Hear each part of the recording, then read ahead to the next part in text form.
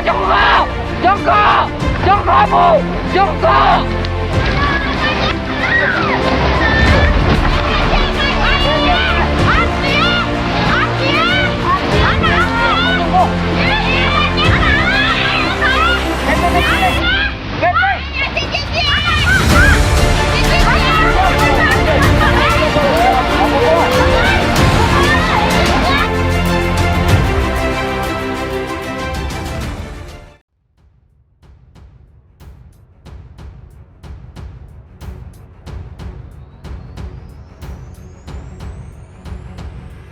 Gempa bumi dengan kekuatan magnitudo 7,3 terjadi di Kepulauan Mentawai, Sumatera Barat. Mengutip laman resmi Badan Meteorologi, Klimatologi, dan Geofisika, gempa tersebut terjadi pada pukul 3 WIB. Peringatan dini tsunami untuk wilayah Sumut, gempa Mach 7.3, 25 APR 2303, pukul 0.57 waktu Indonesia Barat, Log 0.93 LS, 98.39 BT 177 km barat Laut Cape Mentawai Sumbar, Kede Elemen, 84 km, tulis BMKG dalam laman resminya. Lokasi gempa berada di 0,93 lintang selatan minus 98,39 bujur timur dengan kedalaman 84 km.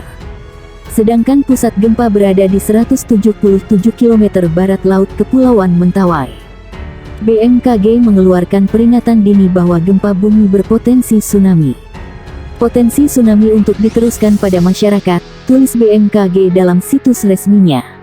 Adapun gempa tersebut dirasakan di sejumlah wilayah yaitu V Siberut, V Mentawai, V Pasaman Barat, V Padang Pariaman, V Agam, V Padang, 3 Gunung Sitoli, 3 Padang Panjang, 3 Pesisir Selatan, 350 Kota, 3 Solok Selatan, 3 Solok, 3 Bukit Tinggi, 2 Labuhan Batu, 2 Padang Sidempuan.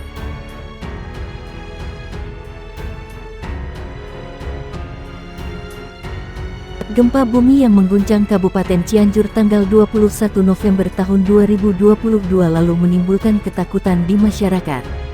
BMKG menyebut gempa bumi Cianjur kemarin disebabkan oleh sesar Cimandiri. Dikutip ayojakarta.com dari YouTube channel Harian Kompas, sesar Cimandiri adalah patahan geser aktif yang membentang sepanjang 100 km. Sesar ini memanjang dari Muara Cimandiri pada Pelabuhan Ratu Kabupaten Sukabumi lalu mengarah ke timur laut melalui Kabupaten Bandung, Cianjur, Bandung Barat dan juga Subang. Sebuah penelitian ilmiah yang berkaitan dengan gempa besar yang akan terjadi di Jakarta, Bogor ditulis oleh Guru Besar Fakultas Pertambangan dan Perminyakan ITB Sri Widiantoro dan tim dan diunggah melalui YouTube channel Harian Kompas. Penelitian itu menerangkan bahwa sesar Baribis aktif dan akan menyimpan bencana besar untuk wilayah DKI Jakarta.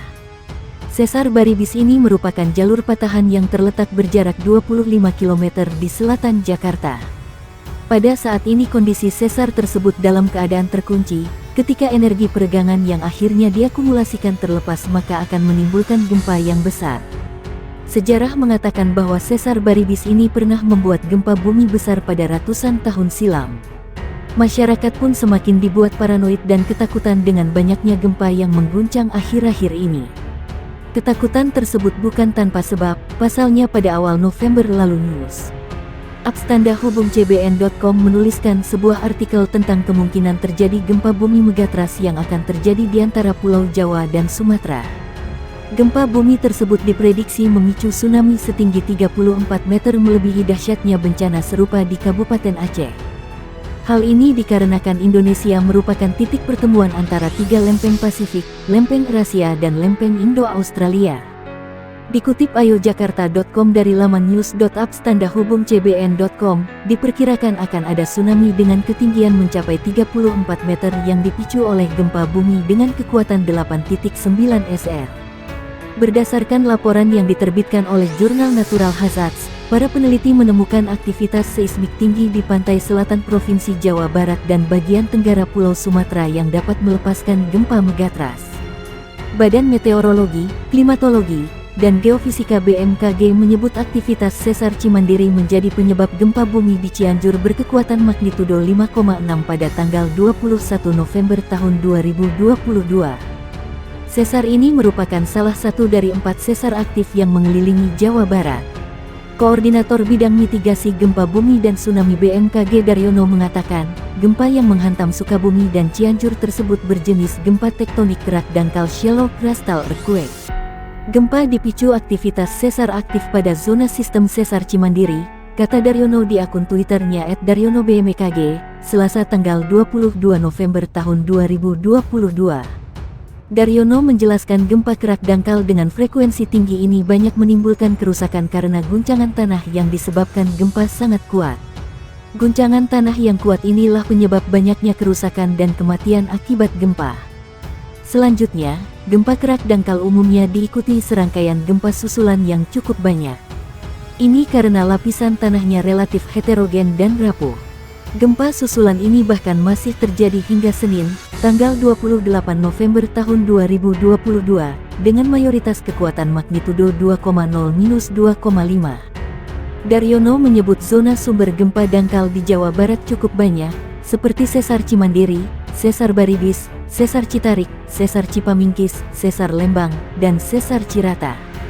Meski begitu, studi dari Pusat Studi Gempa Nasional pada 2017 menunjukkan ada 4 sesar aktif besar yang ada di Jawa Barat. Keempat sesar ini adalah Sesar Cimandiri, Sesar Baribis, Sesar Lembang, dan Sesar Ciremai.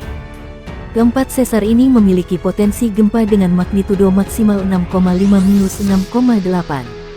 Sesar Lembang menjadi sesar yang memiliki pergerakan geser paling jauh yaitu 5 mm per tahun. Sesar Cimandiri yang membentang 100 km mulai dari Pelabuhan Ratu hingga Padalarang merupakan yang terpanjang. Provinsi Jatim adalah kawasan rawan bencana. Selain bencana hidrometeorologi, Jatim juga merupakan kawasan yang dikeliling sejumlah potensi penyebab gempa bumi, baik dari pergerakan sesar maupun karena zona subduksi. Dilansir dari situs BMKG Karangploso Jatim, Jatim ini memiliki potensi gempa bumi baik dari sesar-sesar aktif maupun dari zona subduksi di selatan Jawa Timur, yakni dari lempeng Eurasia dan Indo-Australia. Dari 31 sesar aktif di Pulau Jawa, 7 diantaranya berada di Jatim. Di antaranya sejumlah segmen sesar kendeng seperti Sesar Cepu, Sesar Blumbang, Sesar Waru, dan Sesar Surabaya, juga Sesar Pasuruan, dan Sesar Probolinggo. Sesar Cepu merupakan salah satu segmen dari Sesar Kendeng. Sesar berdasarkan data Pusgen memiliki panjang 100 km ini berpotensi menyebabkan gempa dengan kekuatan maksimum magnitudo M6,5 dengan intensitas pergeseran 0,1 mm atau tahun. Sama halnya dengan Sesar Cepu, Sesar Blumbang juga merupakan segmen dari Sesar Kendeng.